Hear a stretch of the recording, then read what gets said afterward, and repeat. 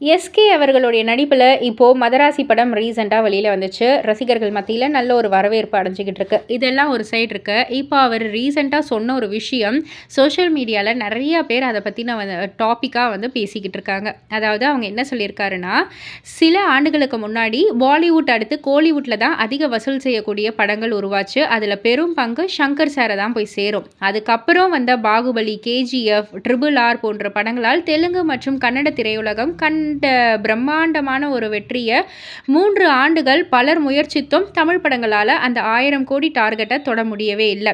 இதற்கு காரணம் பெரிய பட்ஜெட் படங்களில் ஸ்டோரி டெல்லிங் சரியாக இல்லாததும், நார்த் இந்தியன் மார்க்கெட்டில் நாம் கவனம் செலுத்தாததும் தான் அப்படின்ற மாதிரி சொல்லியிருக்காங்க. அது மட்டும் இல்லாமல் தமிழ்நாட்டில் டிக்கெட் விலை குறைவாக இருக்குது, அது அதிகமாக இருந்தால் ஜெயிலர் படமே 800லேருந்து 1000 கோடி அடிச்சிருக்கும் அப்படின்ற மாதிரி சொல்லியிருக்காரு. ஸோ இதனால் ரசிகர்கள் எல்லாருமே கொஞ்சம் காண்டாக தான் இருக்காங்க. இந்த டிக்கெட் விலை உங்களுக்கு ரொம்ப கம்மியாக இருக்கா?